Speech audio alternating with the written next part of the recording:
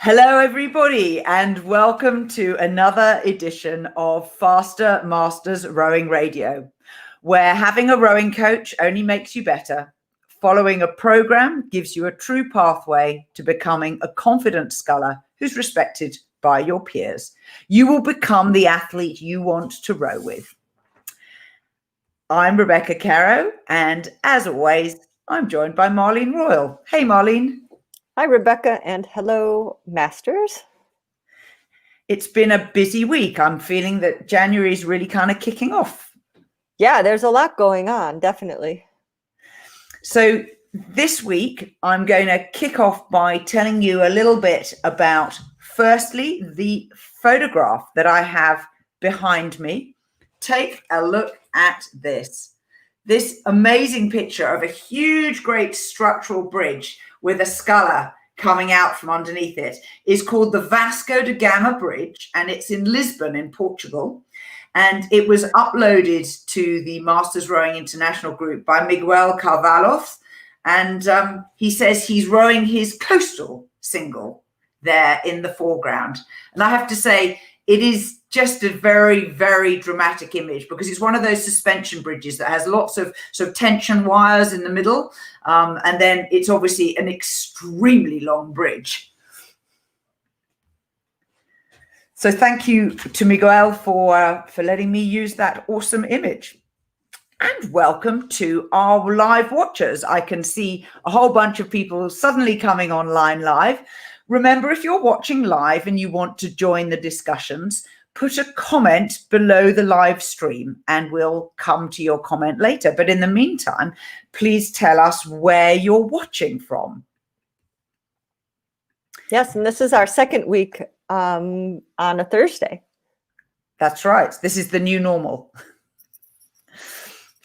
Now, the sponsorship again is me and my Rowing Tales book. I'm now holding up a fan of 4 books, which span everything from the very first one, 2017, where Tonya Williams did the front cover.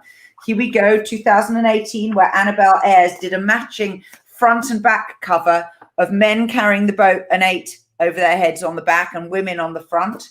Then we have 2019, where Vera from Laszlo Rowboats did a wonderful stylized image of the New Zealand pair. And this year, 2020, we have on the back cover the wonderful broad, I think it's copper tube and wood. The wood is made from oak barrels, like wine barrels, by Glenn Colshin. And he's a sculptor and he does these wonderful sport sculptures. And he let me use that image. Now, if you want to buy all 4 of these books, I have a special offer. You have to buy direct from me and you can get them for $48 plus shipping US or £35 UK plus shipping. And to get it, you send me an email, rebecca@caro.com, with your postal address. And I will send you an invoice, which once you've paid, I will then send you all 4 of the Rowing Tales books. How about that for a deal? I say go for it. Like, it's so much better reading a book, especially in the evening. Just get off the screens and open a real book. It's just so much nicer. Well, thank you. That's a great compliment. And here we go, our live viewers.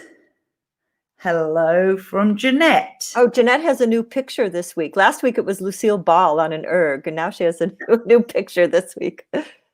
Is that for real, Lucille Ball? Does she really get on an erg? Well, I don't know. Jeanette can tell us. It was really funny. Hello, Cece from Whidbey, and Happy New Year. Yeah. And Chris Ringdahl from nice. In Colorado. Hello, Chris. And Mitzi, great, nice to see. Oh, Mitzi's in Longmont too. Excellent. Are they nearby, Fort Collins and Longmont? I don't know. They can, if Colorado's big, so they have to tell us how far apart they are. So my geography doesn't stretch to the fine detail of Colorado yet. And someone watching from Marin County. Hello, hello. Sorry, I can't see what your name is, but very, very good to have you all with us. Now, we're introducing a new segment to the show, which is called This Past Week. And in it, we want to talk about the sort of broader scope of what is happening in masters rowing around the whole world and things that our personal lives have touched over the past week. So Marlene's going to kick off. What have you done this past week? Hi, this was an interesting week. Most of you know me as a rowing coach, but I'm actually also a Nordic ski coach. So one thing that I got back into this week was teaching classical Nordic ski lessons. So in my local community, there are a lot of people who are here this winter who have not gone down to Florida. So there's a big interest in skiing. So that's what I've gotten back into. Which has been really kind of fun and refreshing because I need my coaching fix every week.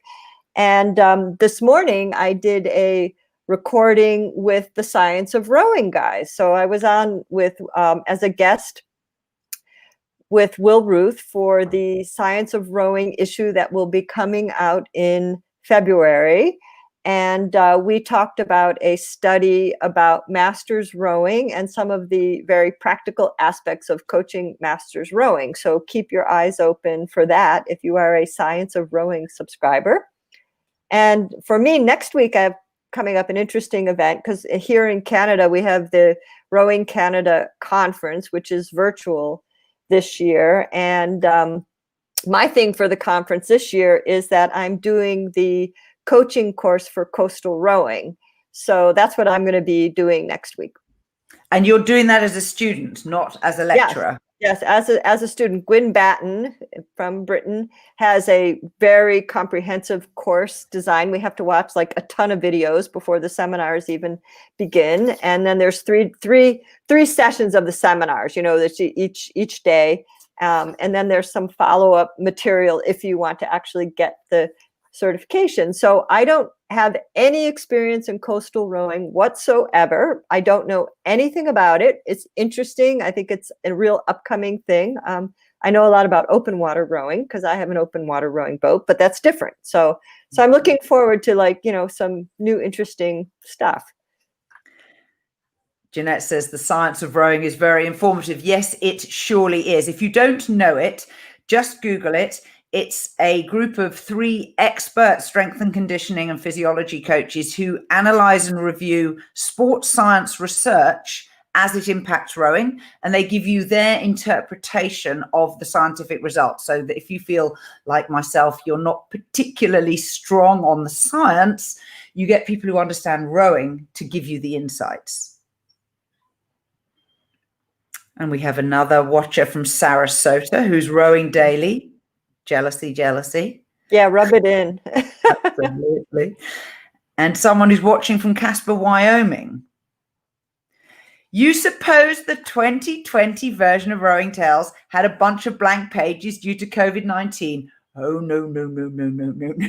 We have actually very few COVID tales because I actually been collecting the stories.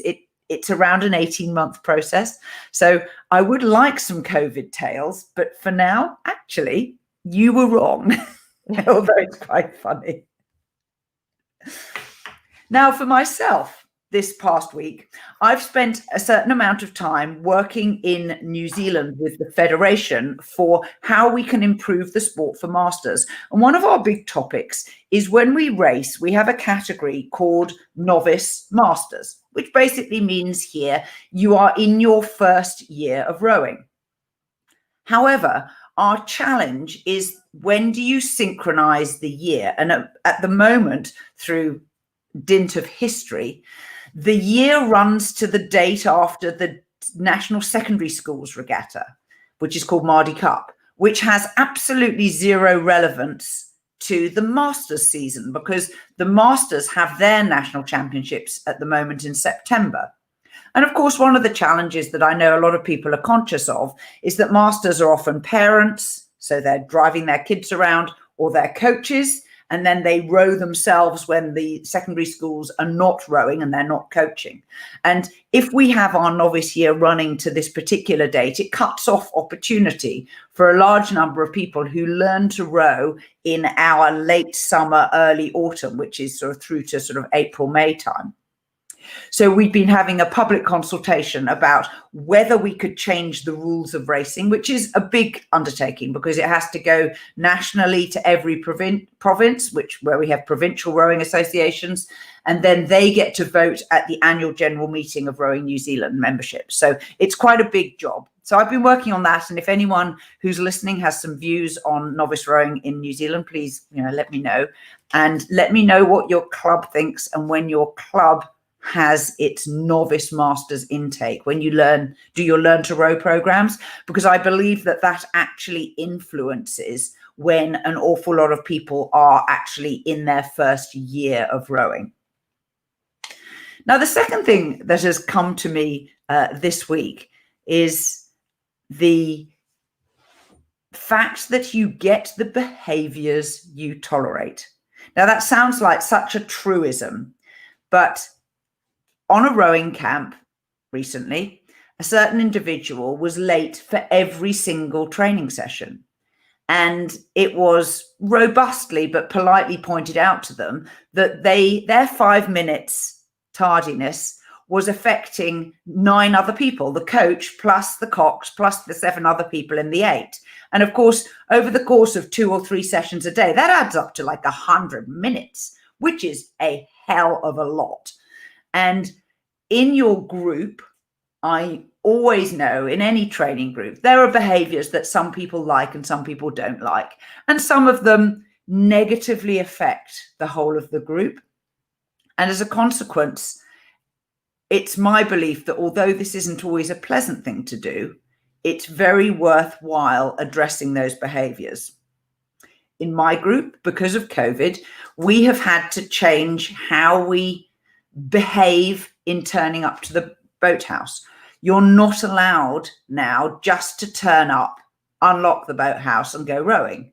We have to log in through an online calendaring app, which we use in order to schedule outings, to do crew lineups and boat allocations, so that you don't turn up and take out a boat that someone else thinks that they should be having.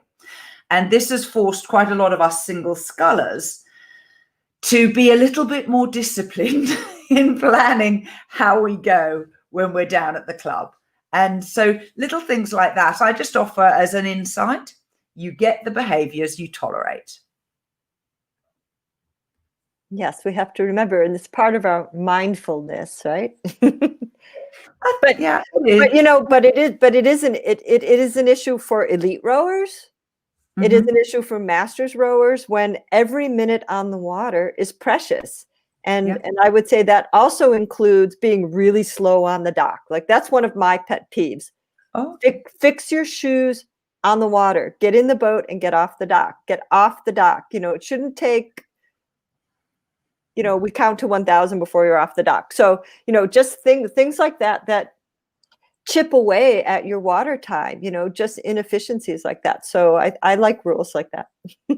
We are finding a big chip away at our water time is swan poo. Oh. We are having to shovel shit, literally. And we have had a new high pressure hose installed to spray it off. And now one of my colleagues, bless him, has got a junior in his office to design a beautiful poster with a swan with a red line through it. And the swan has a steaming pile behind its derriere. Maybe you should walk your boats in the water. Maybe that would be easier. It's hard because it's actually not a bank that you can slope. Remember, our lake is a flooded, extinct volcano. So it actually slopes off really quickly. You can't quite do that. That could be. Marlene's off on a little giggle all of her own. Never mind. At least it doesn't start bubbling.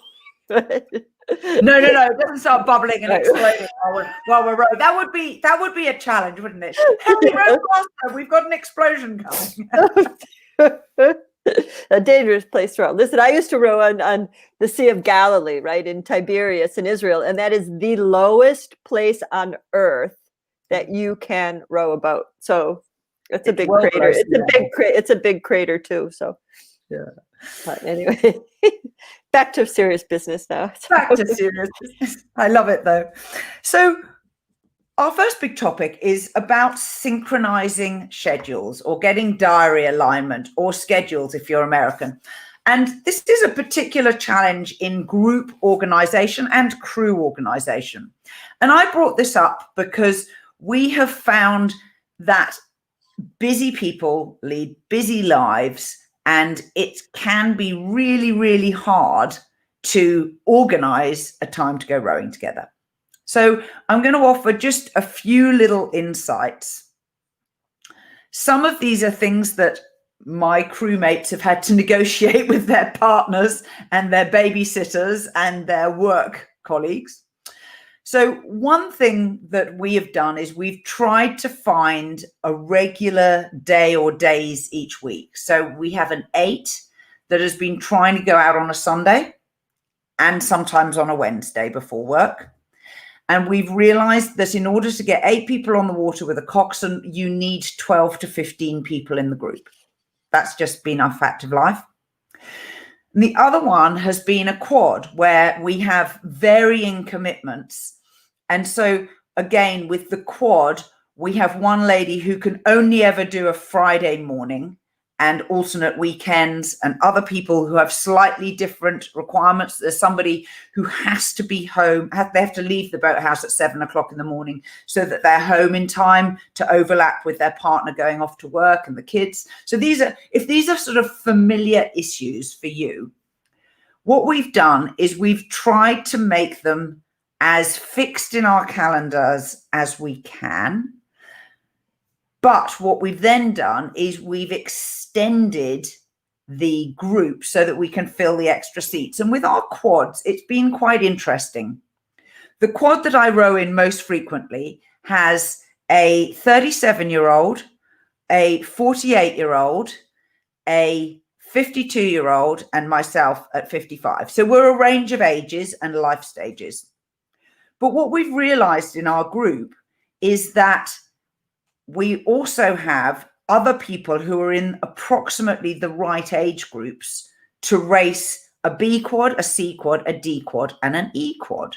And you could change just one person in the team lineup and go into a different age category. So rather than stressing over the fact that the core 4 of us can't always make the outing, what we've done is we've embraced the concept of having a flexible roster, which starts around the core of us, but then we have other people that we can bring in. So if the youngest person can't make it, can we get someone else in who can make it into a C quad for us instead of, into a B quad instead of a C, or make it into a D quad instead of a C. So I just offer that as something that might be an inspiration for you to see if you can get some regularity. I know it's nice to row with the same people all the time, but I also recognize as a leader in my rowing club that actually inclusivity really matters, and inviting people into your crew is a fantastically generous gesture.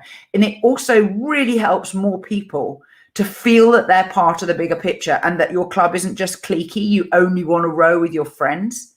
And I don't know, Marlene, have you had experiences of cliquey rowing clubs? There are. I mean, not that I have personally belonged to, simply because I must say, I was coaching in a professional camp situation for 25 years. So I actually did not belong to a rowing club for a very, very, very long time, until I am a member regularly of the club down in Englewood, Florida. And that's a pretty open, really friendly club, mostly 100% masters and predominantly recreational. So it's a really low key club. And my home club, no, we haven't had any issues like that. It's everybody's new, everybody's new. So I think it just hasn't really come up, but we don't have big divisions in experience levels and things like that. So, but I know a ton of stories, and cliquey clubs can rip clubs apart. And there are cities in the United States, which will remain nameless, where there tends to be a lot of volatile club activity, and these clubs, like, they split like atoms, Yep. So that, it does happen, and if there is not good leadership in a group, particularly in a master's group or any competitive type of program, if there's not good leadership, and there starts being some volatile energy there, things can just shatter. I've seen clubs fall apart in a matter of 24 hours from coast to coast. So it can definitely happen. So I mean, keeping people all working together is a huge part of the leaders of the club, and it's a huge responsibility of the coaches to create that environment. So depend. It's a big dynamic for sure. It is. And interestingly, the last time we had a committee discussion around this was when it was pre-COVID, and it was suggested that some people didn't want to row at 7 o'clock on the weekends and would prefer to row at 8:30. And a view was put forward with some support that this would divide the group, because if you were a regular 7 o'clocker, you'd never meet the 8:30 group. Mm-hmm.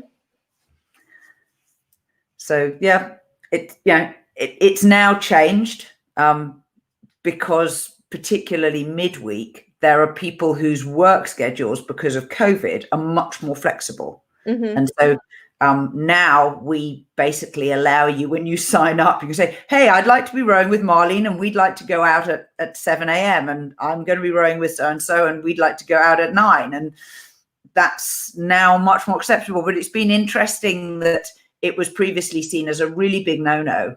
Mm-hmm. Mm-hmm. Yeah, and it depends on how the club, it depends on many factors, how big the club is, what kind of equipment is available, what are the goals of the program, what are people training for. So yeah, absolutely.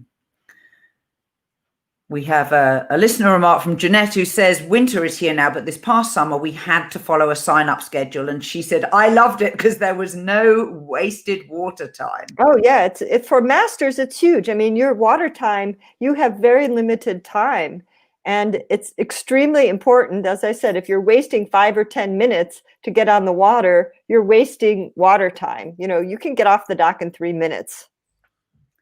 Is that so? Yes, it is. And I time my rowers. I'm like, you guys, you're taking too long. So you time them? That's awesome. It's like a fire drill, right? Here's another fun remark from Cece. He says, my schedule problem is getting the tide to sync up with the wind. Yeah, I have a lot of respect for that, because if you can only row at certain states of the tide, you're tied. Ha ha. Right. Yeah. Intended. And we have another viewer from Maine. Hello, Maine. Now we're going to move on to our second big topic for this week's episode, which is about injuries. Now, we haven't talked about injuries for quite some time, but Marlene, what brought this to mind when you suggested it?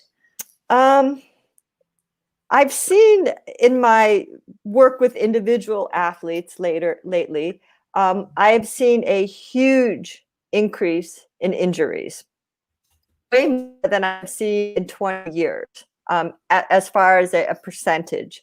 So this becomes alarming. And it also means, okay, we have to do a lot we have to heal from the injury. We have to rehab from the injury. We have to progress.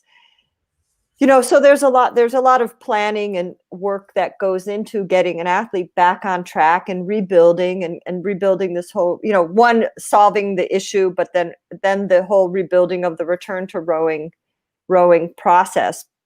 But my main concern, what I wanted to talk about today, was that in the last 2 to 3 months, I have seen a very large increase in injuries, and they have not been related to their training program. Okay, these things have not happened like overtraining or things like that. What does seem to be happening is being a little bit careless on land. So my message here today is, remember that your body is very fragile, and it's very easy to get, even though you feel great and you're in great shape and you feel invincible, it doesn't take much to really derail things really, really quickly. And what I've been seeing is a lot of accidents, accidental injuries. And this might be something like, I spent all day Sunday doing a lot of yard work, and I was really tired, and I knew I should have taken Monday off, but instead I went out and rode and did intervals. And so after that injury, this particular athlete's had a history of a disc problem that was being very, very quiet and manageable, completely flared it up again. And now we're 3-4 months into that process because of what we call overreaching. When you're in a fatigue state and you think, no, it's okay, I can really go do this, but then it doesn't happen. We get what's called tissue fatigue, something lets go. That's one example. Renovating the kitchen and rushing because something's got to be done because somebody's coming, and somebody turns too quickly and twists their knee. And then that takes 6 to 8 weeks to heal. These types of injuries, silly things like I reached down to the floor to pick up a book and felt something go in my back, but it was after I had done X, X, X, and X. So you start to get the idea, or just being a little bit not picking your boat up, leaning, the farther you lean away from your body to pick something up, the load increases exponentially on your spine. If you bend through your spine and you don't move through your hips and your shoulders, the ball and socket joints are designed to move, right? Spines are not really designed to move all that much. You put things at risk, but it might be an elbow issue. But oftentimes what I'm seeing is that these are things that are related to poor judgment. Just, you're tired, you should have backed off, or you should just slow down and be a little bit more mindful of your emotions and how are you moving your body on the erg, off the erg, in the boat, off the boat. It's also very common that people are very good about their monitoring their body positions when they're training, and they're careless in their everyday life. So how many times in your everyday life you have to pick something up, or you have to rake, or you have to vacuum, or you have to move objects or yard work? It's all important. And I've just seen a really big increase of, or changing. You don't normally sweep, you're a sculler, and then you get in a sweep boat and they do a hard workout and you're twisting, and all of a sudden now you have a disc injury. So just my takeaway here is just be careful all the time, not just in the boat and in the gym, because then we have to recover. Everybody can recover, but it takes time. Jeanette, who's watching, says she is guilty of this. Thank you for confessing in public. You didn't have to do that. No, but she's getting better and she's working very hard at it. So now, interesting that you raised this topic, Marlene, because I literally had this exact example yesterday morning. I was going out in my single, and there's a rack of 7 singles, vertically stacked. And I have talked about this before, but I have a conventionally rigged stern-mounted wing on my single, and the person who has the boat 2 below me has a bow-mounted rigger. And we've been quietly collaborating to try and ensure that everybody puts their boat in with the wing facing the same way. And luckily, there's enough room in the boathouse we can do this.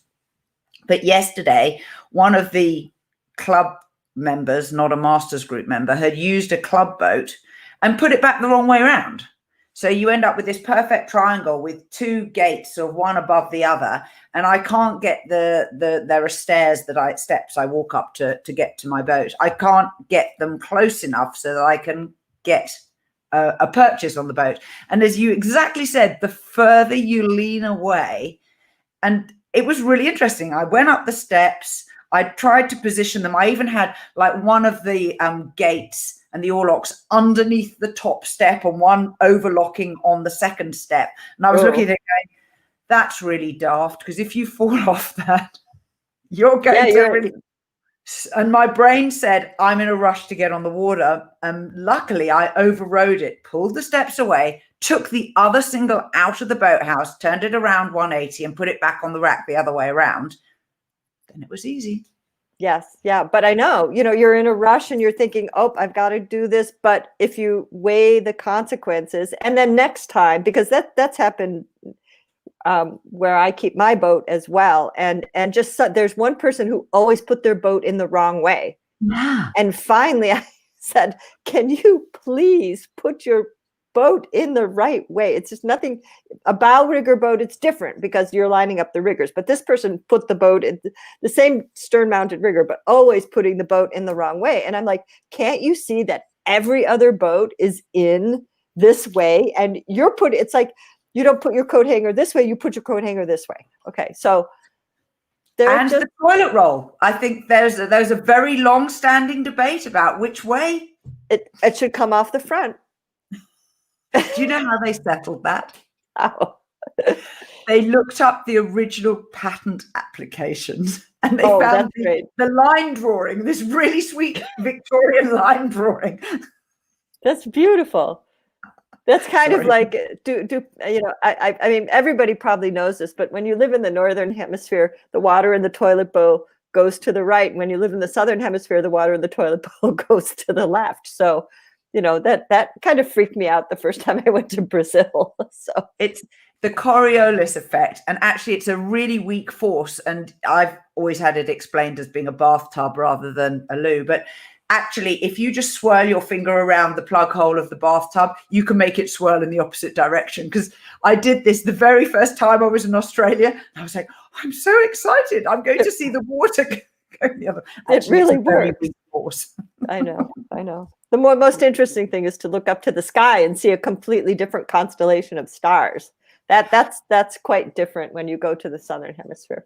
It is. And if people have mobile phones, there's a wonderful app called Night Sky, and you can literally hold your phone up and it'll tell you what constellations are directly overhead, and you can angle your phone even to stuff that's below the horizon, and it'll tell you what constellations are there and what you're seeing. It's brilliant. I love that. Yeah. And I'm very fortunate. In New Zealand, we have a place called Mackenzie Country, which is in the middle of the South Island, that has been designated by the UN as a place of like national heritage. No, it's like a and it's because it has very little artificial light. The night sky is the highest possible viewing quality, and it helps that it's a mountain plateau, so it's very high above the earth anyway, but it's just I'm trying to remember. It's World Heritage Sites. That's what it's called. And UNESCO, if you want to spend a bit of time and an idle moment, go onto Wikipedia and take a look at all of the World Heritage Sites, because there are some very obvious ones like the pyramids in Giza and things like that, and the Taj Mahal. But then there are also some really, really amazing, unusual ones. And I kind of think, if you're thinking about a bucket list and possibly when we can travel again, it's really inspirational. Yeah, Samarkand, for example, is beautiful. And there was an issue once, this is a little off the topic, but there was an issue once of National Geographic that had the 100 places that you must visit in your lifetime. Yeah. And Craftsbury Common, where Craftsbury Sculling Center is one of those 100 places. Uh-huh. And you've been there, obviously, a lot. Yeah, for like 25 years, right? So, but it's interesting that it's one of those classic Victorian Vermont villages, but it's so incredibly scenic. And if anyone wants to see what it looks like, watch the movie. Something with Harry. It's an Alfred Hitchcock movie, and it's filmed in Craftsbury. Business with Harry, or something like this, and it's filmed in Craftsbury Common. So if you want to see it, it's from the 1950s, Trouble with Harry. It's a mystery, Alfred Hitchcock mystery, and it's filmed in Craftsbury. So it's quite funny. If you want to see what Craftsbury looks like before you go to sculling camp there, take a look at the movie Trouble with Harry. Fantastic. Now we have some new joiners. Claudia, hello. Nice to see you. And Tony has joined us from Sherbrooke. Marlene, remind me, where is Sherbrooke? Right near me here in Quebec, about 30 minutes from me. Yeah. And Jose Mardones Guerrero, thank you. My pronunciation isn't good. Jose, nice to meet you. Or Jose, if you're Portuguese. Help me out. Is this man likely to be Portuguese or Spanish? He has to tell us. He has to tell us. He hasn't got any accents, just for the people who are listening and not watching.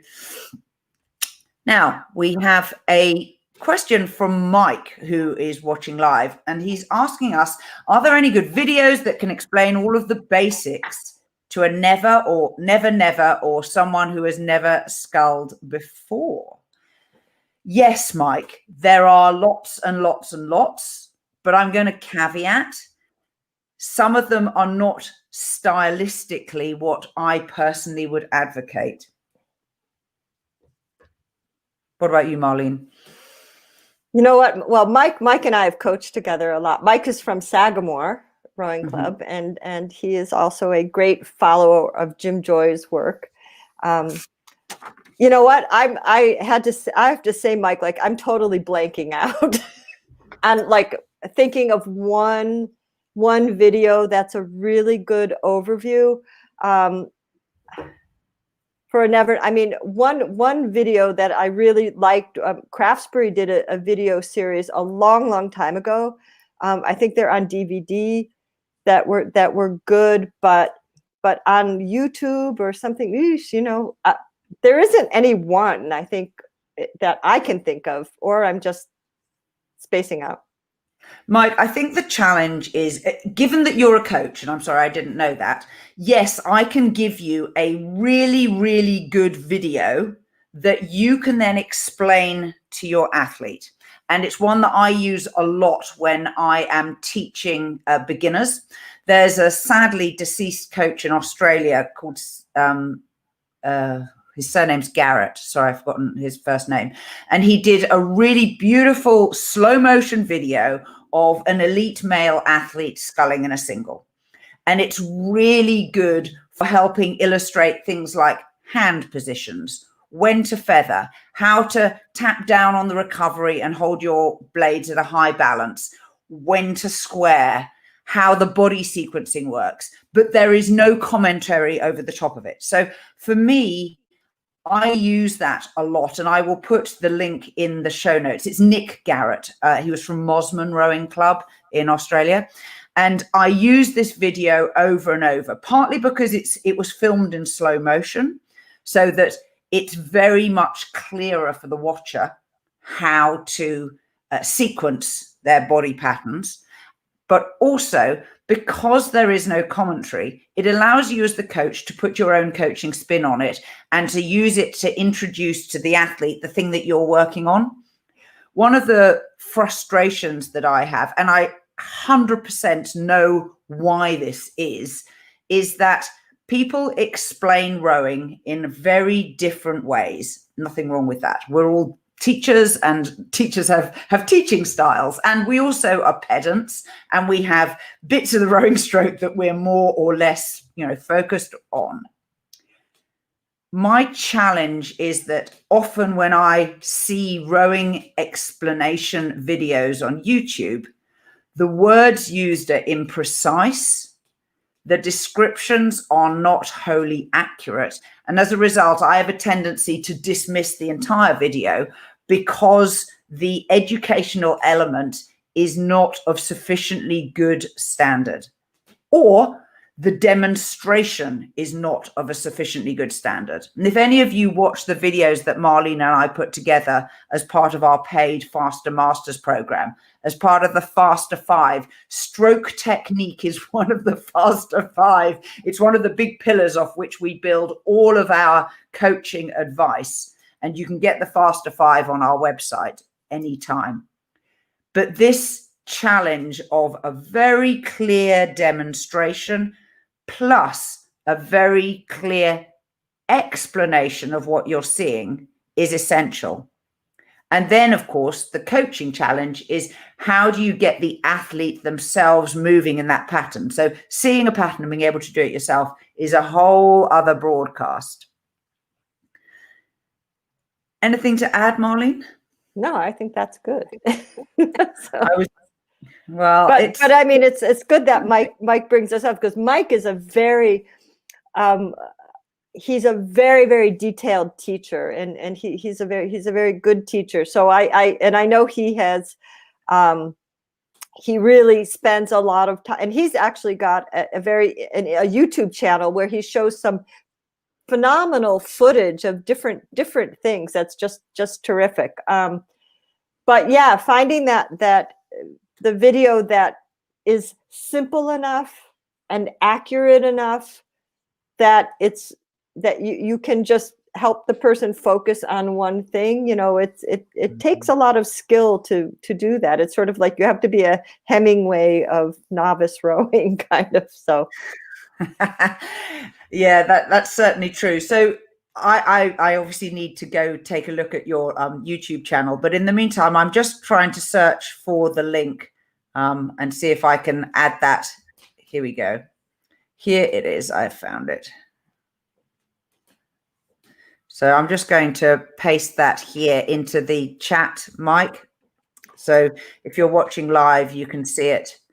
And I'll also put it on the screen here. There is on the World Rowing site, if you're just trying to introduce sculling to people, there's a very, very nice introduction to sculling technique. It's almost like one of those semi-animated type of videos, but there's a very good video. It's a very good video clip if you want to show somebody the good basics. And that's on the World Rowing. And actually I was browsing through there the other day, and in the coaching section, there is an incredible amount of free material on the World Rowing site. I mean, it's just amazing. They even have chapters written in Russian there. So it was really quite interesting. And I hadn't looked at it in a while, but you know, there's a lot of, for coaches, a lot of good information there too. So for those watching live, I've just put 2 YouTube links into the chat, which you can go look at. They are, in my view, a good demonstration. And as I said, they're quite cute because they're very old videos. They're from 2004. And so they're a smaller format. So here we go. Yeah, Nick Garrett put that one up. March 2010 was one of them. So there you go. Something for people to watch.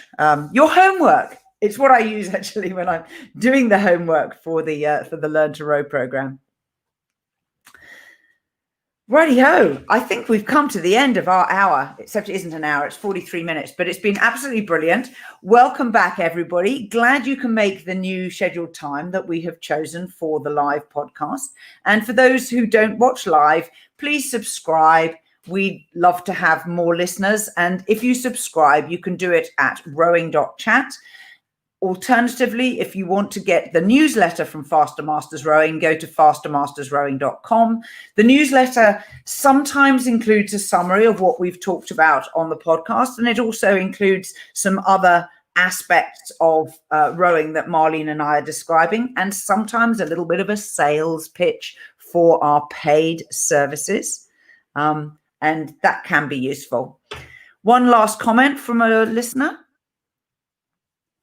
I checked out Mind Over Waters at the local library, and I found the book to be helpful, and it was also free. So, Mind Over Water is written by Craig Lambert. He was a Cambridge Boat Club member, and so it is quite a nice. It is quite a nice book.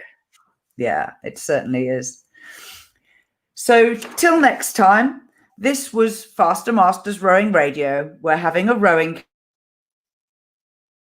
coach. Only Make Rowing a program gives you a true pathway to becoming a confident sculler who's respected by your peers. You can become the athlete you want to row with. Until next time, bye-bye.